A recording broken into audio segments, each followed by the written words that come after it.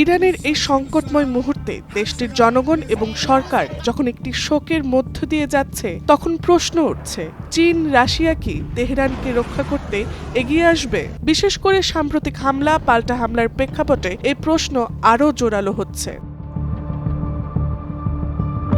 প্রশ্নটা সহজ হলেও উত্তরে আছে নানান সমীকরণ। কারণ চীন সরাসরি সেনা পাঠাবে বা যুদ্ধ অংশ নেবে এমন সম্ভাবনা খুব কম। তবে সরাসরি সেনা না পাঠালেও থাকতে পারে ভিন্নধর্মী সহায়তা। আধুনিক শক্তিধর রাষ্ট্রগুলোর প্রতিযোগিতা এখন অনেক সময় সামরিক সংঘাতের বদলে কূটনীতি, অর্থনীতি ও কৌশলগত জোটের মাধ্যমে পরিচালিত হয়। কূটনৈতিকভাবে চীন বরাবরই ইরানের সার্বভৌমত্ব ও ভৌগোলিক অখণ্ডতার পক্ষে অবস্থান নিয়েছে এবং শক্তি প্রয়োগের বিরোধিতা করেছে।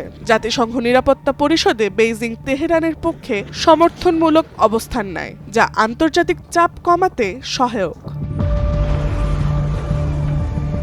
অর্থনৈতিক ক্ষেত্রে চীন ইরানের সবচেয়ে বড় তেল ক্রেতা। মার্কিন নিষেধাজ্ঞা সত্ত্বেও চীনে ইরানি তেলের প্রবাহ অব্যাহত রয়েছে, যা তেহরানের অর্থনীতিকে টিকিয়ে রাখতে গুরুত্বপূর্ণ ভূমিকা রাখে। 25 বছরের চীন ইরান কৌশলগত সহযোগিতা চুক্তিও দুই দেশের সম্পর্ককে দীর্ঘমেয়াদী ভিত্তি দিয়েছে।